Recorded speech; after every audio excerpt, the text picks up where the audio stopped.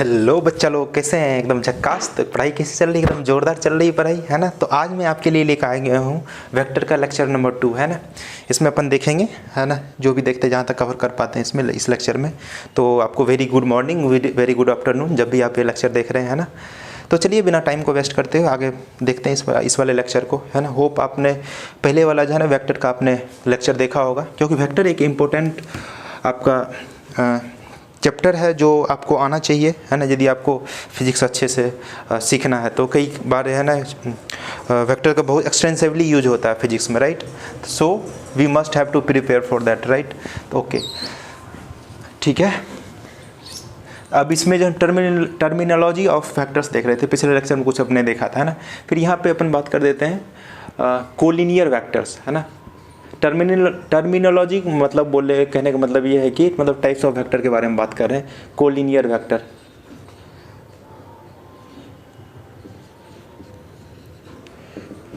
Collinear vector, collinear मतलब जैसे कि लाइन से लग रहा है, मतलब सेम लाइन पे यदि दो वेक्टर जा रहा है उसको कोलिनियर वेक्टर बोलते हैं ना। Vectors which have same line या व्हिच फॉलो सेम लाइन, है ना? जैसे कि ये देखो, इस वाले लाइन पे एक वेक्टर इधर जा रहा है, वेक्टर ए, है ना? इसी लाइन पे एक दूसरा वेक्टर जा रहा है, ऐसा भी। तो ये वेक्टर क्या हो गया? कोलिनियर हो गया एक दूसरे के, है ना? तो कोलिनियर वेक्टर ये है। फिर दूसरा कोप्लेनर, कोप्लेनर वेक्टर, नाम से ही लग रहा है कोप्लेनर मतलब सेम प्लेन में, है ना? इफ टू वेक्टर्स आर या टू और मोर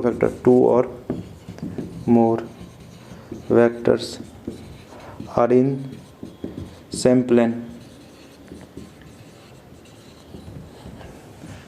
दे are called coplanar vector. Coplanar vector, है ना?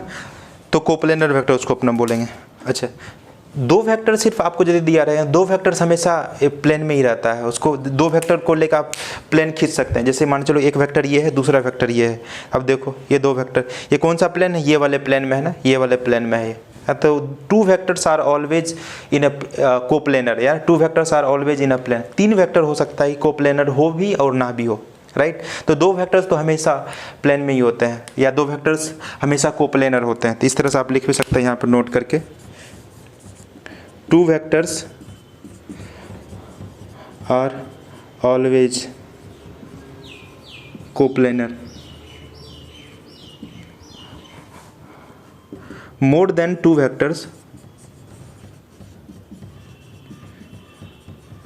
may or may not be coplanar, है ना?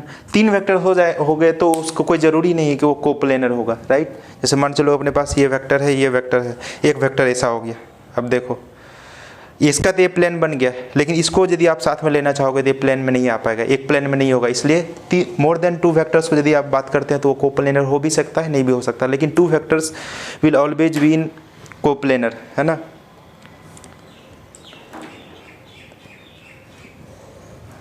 अब ये हो गया अपने पास। फिर जगह है कॉनकरेंट वेक्टर,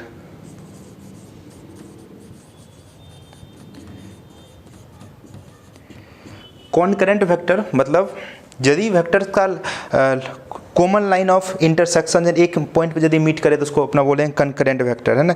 लाइक एक वेक्टर मान चलो कि इधर जा रहा है, राइट? दूसरा वेक्टर कुछ इधर जा रहा है ना? तीसरा वेक्टर कुछ इधर जा रहा है ना? अच्छा, ये वाले वेक्टर इधर जा रहा है, इसका लाइन ऑफ एक्शन देखो, इसको बैक प्रोड्यूस किया, है ना? सिमिलरली ये वाले वेक्टर का लाइन ऑफ एक्शन, ये इसको बैक प्रोड्यूस किया, इसको बैक प्रोड्यूस, कौन सा पॉइंट पे मिला? ये कॉमन पॉइंट पे मिला, ये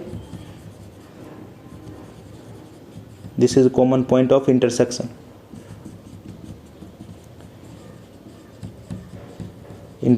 ये कुछ ए वेक्टर रहा होगा, ये बी वेक्टर रहा होगा, ये सी वेक्टर रहा होगा।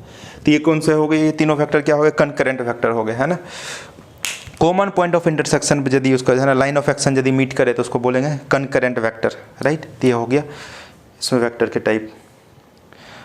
अब यूनिट वेक्टर एक और है इसमें, यूनिट वेक्टर वो भी देख लेते हैं।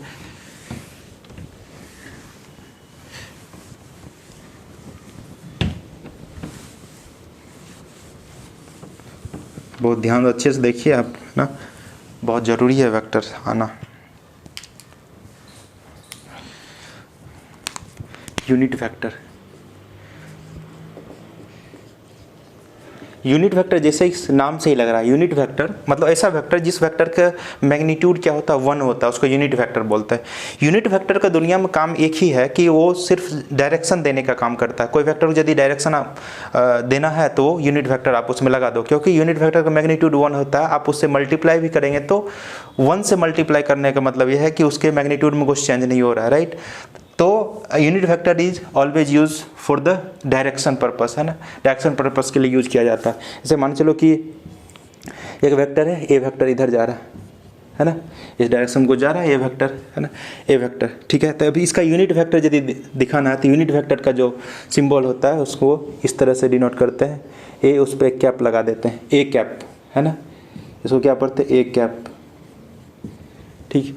यूनिट वेक्टर को लिखो कैसे, ये यूनिट वेक्टर, वेक्टर ए उसी के मैग्नीट्यूड से आप डिवाइड कर देते हैं, तो ये हो गया आपका यूनिट वेक्टर, ठीक है ना। जैसे एफ इक्वल्स टू कुछ वेक्टर दिया हुआ अपने पास 2i cap plus 3j cap, इसका यूनिट वेक्टर लिखना है तो कैसे लिखोगे, F vector divide by mode of F vector, ये हो गया यूनिट वेक्टर ऑफ एफ, है ना। तो क्या हो जाएगा 2i cap plus 3j cap, और इसके मैग्नीट्यूड से डिवाइड कर दो। मैग्नीट्यूड कैसे निकालते हैं इसका, वैसे मैग्नीट्यूड निकालना भी सीखेंगे, 2 का स्क्वायर 3 का स्क्वायर, तो आगे अपने पास 2i cap plus 3j cap divide by 3 3 जा 9, 9 प्लस 4 13, कितना हो जाएगा 13 से डिवाइड कर दो, ये यूनिट वेक्टर ऑफ एफ।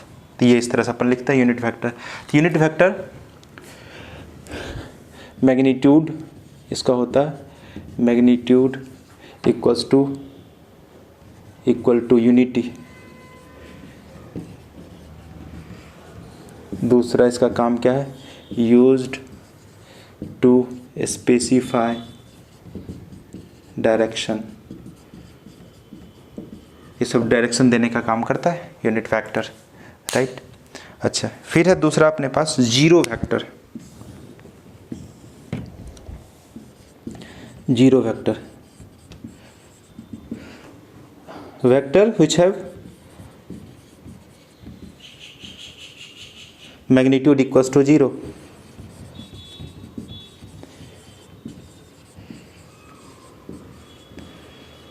तो दो वेक्टर का मैग्नीट्यूड, जो वेक्टर का मैग्नीट्यूड 0 उसको जीरो वेक्टर बोलते हैं। इसका डायरेक्शन आर्बिट्ररी होता है, इसका कोई डायरेक्शन फिक्स नहीं होता है ना, इट हैज़ आर्बिट्ररी डायरेक्शन, इसका कुछ डायरेक्शन डिफाइन नहीं है ना, not defined, direction not defined, है ना, डायरेक्शन इसका डिफाइन नहीं होता है।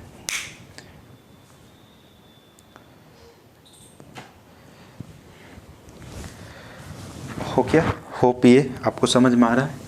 तो लिखते जाइए, नोट्स आप यदि खुद से बनाएंगे तो वो आपके लिए बेस्ट रहेगा, है ना, क्योंकि आप लिखते हो तो आपको चीज़ें ध्यान में रहती है। तो you must have to prepare your own note, right.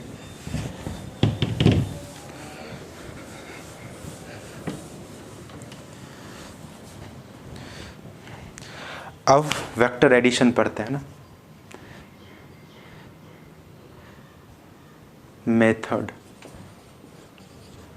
Of vector addition.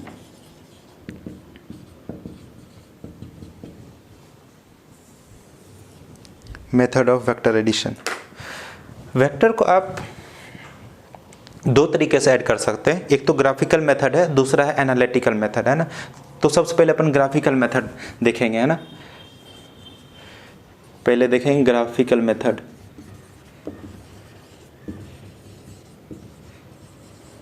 दूसरा है एनालिटिकल मेथड।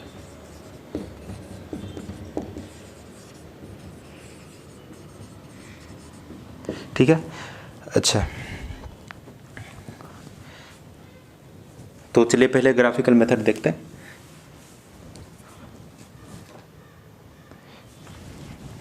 इसमें अपन देखेंगे triangle law of addition, triangle law of vector addition.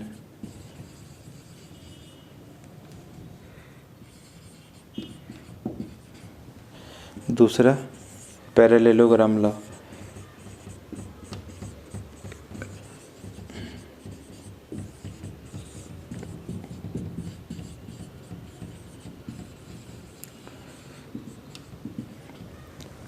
तीसरा देखेंगे पॉलीगॉन।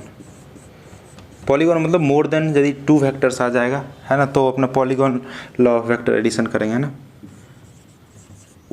ठीक है, तो triangle law of vector addition देखते हैं।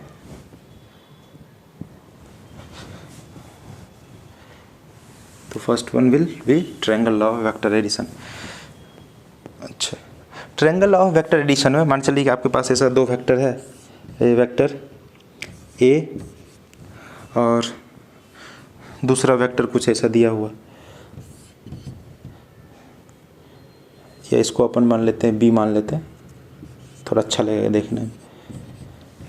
ये वेक्टर दिया हुआ, ये कुछ एंगल यहाँ से बना रहा है हॉरिजॉन्टल से, थीटा, है ना। ये हॉरिजॉन्टल से कुछ क्या 0 डिग्री एंगल बना, हॉरिजॉन्टल ये वेक्टर है ना। अच्छा, अब इसको जोड़ना है, ये 2 वेक्टर को जोड़ना है, वेक्टर ए और वेक्टर बी को जोड़ना है। तो मैं क्या बोला था कि आप वेक्टर को पैरेलली शिफ्ट कर सकते हैं कहीं भी, एनीवेयर इन द स्पेस, है ना, without changing their magnitude and their direction, right. तो ये वेक्टर को इस तरह से यहाँ पैरेलली उठा के यहाँ पर रख देते हैं बिना उसका डायरेक्शन चेंज किया, और मैग्नीट्यूड जितना मैग्नीट्यूड उतना मैग्नीट्यूड ड्रॉ कर दिया और ये डायरेक्शन हो गया, राइट। अच्छा, सिमिलरली ये वेक्टर को हॉरिजॉन्टल से कितना थीटा एंगल और इतना मैग्नीट्यूड का, है ना, इसको इससे शिफ्ट कर देते हैं, यहाँ से शिफ्ट कर दिए, थीटा एंगल बना रहा। अच्छा, एडिशन करने का एक तरीका ये है कि पहला वेक्टर का आपने हेड लिया तो दूसरा वेक्टर का टेल उसके माथे पर रख दो। देखो पहला वेक्टर की ये हेड है, तो ये दूसरा वेक्टर बी वेक्टर, है ना, बी वेक्टर को इसके माथे पर रख दो। बी वेक्टर के जो टेल है, ये हो गया हेड, ये हो गया टेल, ये हो गया इसका टेल, ये है हेड। तो पहले वेक्टर का हेड, दूसरे वेक्टर का टेल, तो पहला वेक्टर का हेड ये हो गया, दूसरे वेक्टर का टेल यहाँ पर रखो। ये कितना एंगल बना रहा है, थीटा एंगल बना रहा है ना, ये आ गया बी वेक्टर। ठीक है, अब देखो पहला वेक्टर को ड्रॉ कर दिया, दूसरा वेक्टर के हेड पे पहले वेक्टर का पहले वेक्टर के हेड पे दूसरे वेक्टर के टेल को यहाँ पर रख दिया, तो ये जुड़ गया यहाँ से, तो ये वेक्टर ये हो गया। अब देखो इसमें से जो रिजल्टेंट आएगा, रिजल्टेंट जो वेक्टर बनेगा, जो पहला वेक्टर था ए वेक्टर, इसके टेल से आखिरी वेक्टर क्या है, दूसरा वेक्टर तो बी ही है, तो ही वेक्टर है, इसके हेड को जोड़ दो आप, है, तो वो जो होगा आपका रिजल्टेंट ऑफ वेक्टर होगा। तो ये यहाँ से आप डायरेक्ट ऐड कर दो इस वाले पॉइंट को, है ना, स्ट्रेट लाइन से मिला देते हैं। This will be your resultant. तो आर वेक्टर को आप कैसे लिखेंगे, resultant of R vector, vector A plus vector B, ये हो गया एडिशन, है ना, triangle law of addition. 2 vector को इस तरह से जोड़ते हैं, ठीक है ना। तो इसका मतलब ए वेक्टर और बी वेक्टर को जोड़ा था, रिजल्टेंट की वैल्यू आर वेक्टर आई, ठीक है ना। मैं अगर आपसे ऐसा क्वेश्चन पूछूं, कोई ऐसा वेक्टर दिया हुआ A vector plus B vector C vector के बराबर दिया हुआ, right, A vector plus B vector equals to C vector के बराबर दिया हुआ, then which of the following diagram is correct.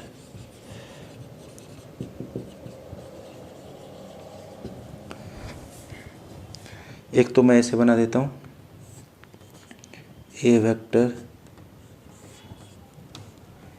B vector C vector, option A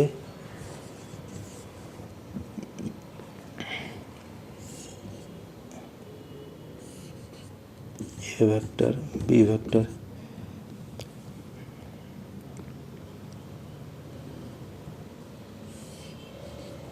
C vector, option C B vector C vector A vector.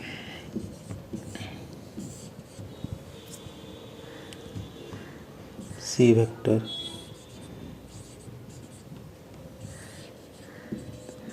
कौन सा सही होगा? तो इसको आप देख के आपको आइडिया लग रहा हो कि A vector plus B vector resultant C vector होता है। तो ए वेक्टर और बी वेक्टर को ऐड करेंगे। देखो ए वेक्टर के हेड पे जो बी वेक्टर का यहाँ टेल रख दिया है ना, ये तो सही है, ठीक है ना। लेकिन ये जो फिर जाके जो रिजल्टेंट जो आता है, रिजल्टेंट क्या आता है कि पहला वेक्टर ए है, पहला वेक्टर के यहाँ से आखिरी वेक्टर के यहाँ पे मिलाते हैं। तो ऐसा तो नहीं किया है, क्या किया, इस रेगुलर जो है ना यहाँ से इसके हेड पे इसके टेल को रखा, इसके हेड पे इसको टेल को रखा है। इसका मतलब ये तो नहीं होगा, राइट। ये वेक्टर में यदि बात करें, देखो पहले वेक्टर का हेड लिया, दूसरे वेक्टर का टेल पे रखा है ना, फिर जाकर आखिरी दो रिजल्टेंट जो निकाला, पहला वेक्टर का टेल और आखिरी वेक्टर का हेड। तो इसका मतलब ये सही आंसर है। इसमें भी देखो B vector plus C vector, यहाँ पर आप निकालोगे तो क्या आ जाएगा, B vector plus C vector, B vector को सी वेक्टर में ऐड किया तो ए वेक्टर आया। तो ऐसा तो नहीं है ना यहाँ पे, है ना, A vector plus B vector C vector, तो ये तो नहीं होगा। सिमिलरली ये वेक्टर देखो, C vector plus A vector किया और रिजल्टेंट निकाला बी वेक्टर, तो ये भी नहीं होगा। तो this one B is your right answer, right. ये हो गया आपका triangle law vector addition, right, okay. अब दूसरा है पैरेललोग्राम।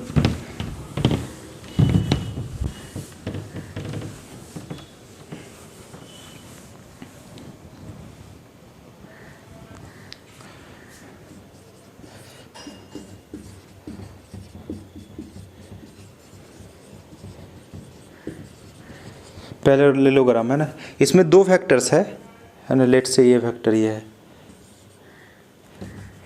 इसको दूसरा वेक्टर ऐसा ले लेते हैं। अच्छा, इसको ए वेक्टर ले लिया, इसका बी वेक्टर ले लिया, राइट। अच्छा, पैरेललोग्राम में इसको भी ऐड करने के लिए अपन क्या किया, ए वेक्टर को यहाँ पे इसको शिफ्ट कर लिया, है ना। अच्छा, फिर इसके जो टेल है ना, इसको टेल से टेल मिलाते हैं पैरेललोग्राम में। तो ये इसके टेल पे से रख दिए बी वेक्टर, राइट, ओके। अब यहाँ पे कुछ एंगल ये बना रहा होगा, थीटा एंगल हॉरिजॉन्टल, ये थीटा एंगल बना रहा है हॉरिजॉन्टल, राइट, ओके।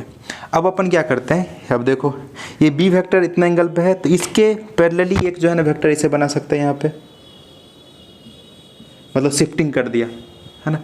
ये हो गया बी वेक्टर इतने मैग्नीट्यूड के, इतने एंगल पे, थीटा एंगल पे, राइट।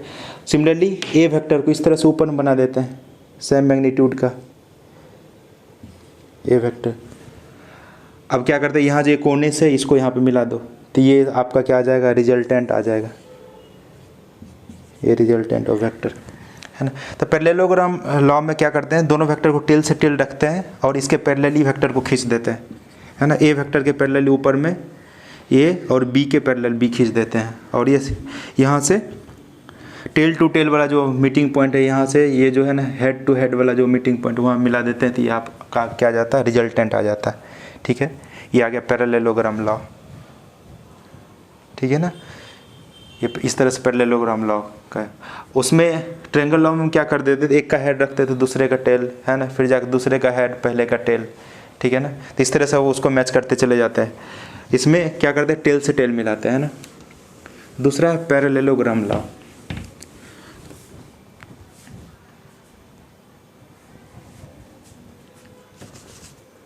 नेक्स्ट है पैरेललोग्राम तो हो गया, पॉलीगॉन।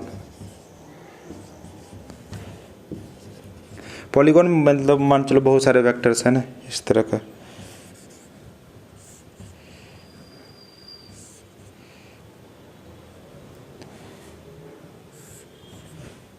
ये vector A, vector B, vector C, vector D, है ना। तो इसको अपने को ऐड करना है, तो पहले ए वेक्टर इसे ड्रॉ कर दो। सिमिलरली जैसे यहाँ पे इतने मैग्नीट्यूड का ए वेक्टर इसे ड्रॉ कर दिया, ठीक है। अब देखो, अब इसके हेड पे बी वाले का टेल रख दो, बी वाले का टेल रख दिया, है ना, इतने ही एंगल पे, कुछ एंगल पे ऐसा है, कुछ एंगल पे ऐसा, इसके माथे पर रख दिया, ठीक है। अब सी वेक्टर को इसमें रखना है ना, सी वेक्टर का ऐसे जा रहा ऊपर, बिना इसका डायरेक्शन और मैग्नीट्यूड चेंज कर किए, सी वेक्टर ये आ गया। ठीक है, अब डी वेक्टर है, डी वेक्टर किधर जा रहा है, इधर जा रहा है ना, इतने एंगल पे इतने मैग्नीट्यूड का, ये डी वेक्टर आ गया। ठीक है, अब फाइनली लास्ट में क्या करोगे, फर्स्ट वेक्टर का टेल और आखिरी वेक्टर का हेड इसको मिला दो, ये आपका आ जाएगा रिजल्टेंट। तो रिजल्टेंट क्या बना, A vector plus B vector plus C vector plus D vector, ये आपका रिजल्टेंट ऑफ वेक्टर आ गया, है ना। इस तरह से नहीं मिलाएंगे, है ना, इसके यहाँ पे फिर जाके इसी लाइन में जैसे ऐसे ही मिला दिया तो ये क्या हो जाएगा, रिजल्टेंट जीरो हो जाएगा, है ना। तो कोई वेक्टर यदि क्लोज पॉलीगन बना लेता है तो उसका रिजल्टेंट क्या हो जाता है, जीरो, है ना। Any vector if they form close polygon their resultant will be zero।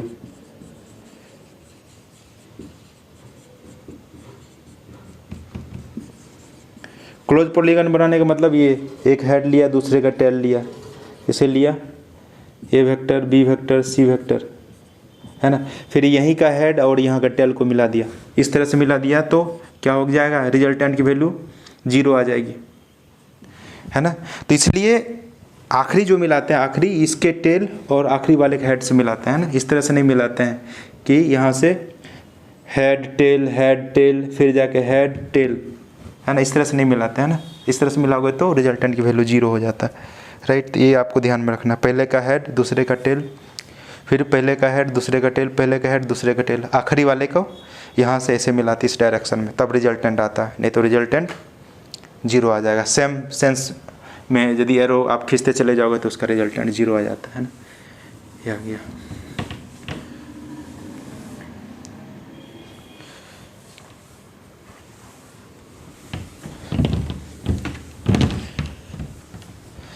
कितने मिनट का लेक्चर हो गया ये, 22 मिनट। एक क्वेश्चन ऐसे मैं पूछूं, a girl moves 5 meter towards east and then takes 90-degree turn and moves 12 meter towards north. Find displacement of girl.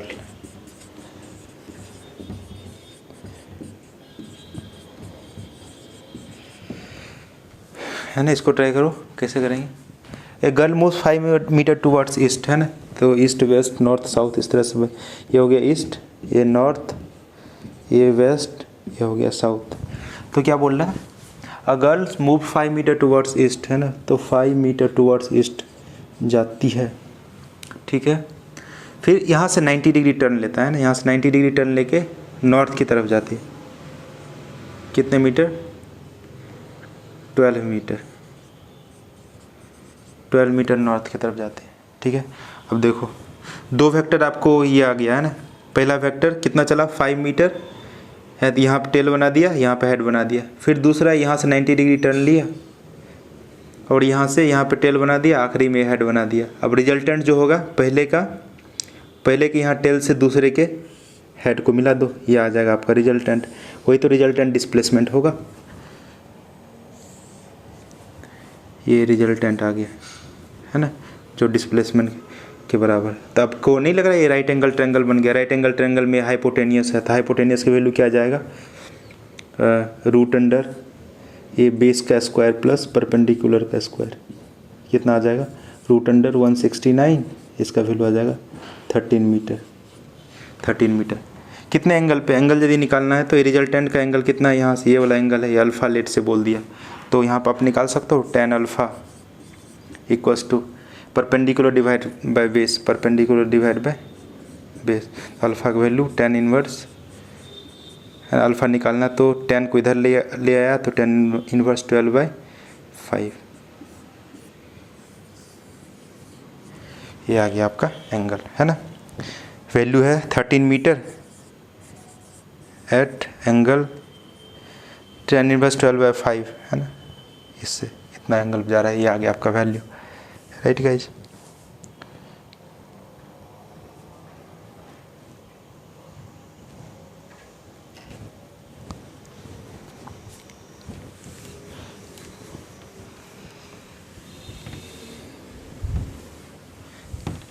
चलिए लेक्चर इसका लेंथ ज़्यादा इंक्रीज हो रहा है, तो नेक्स्ट वीडियो में कंटिन्यू करते हैं, है ना। तब तक एकदम पढ़ाई करते रहिए एकदम मस्त होके, ठीक है। इस तरह से लेक्चर देखते रहिए, आपका एकदम एक एक पॉइंट क्लियर हो जाएगा, राइट। तो मिलते हैं नेक्स्ट वीडियो में, तब तक के लिए साइनिंग ऑफ।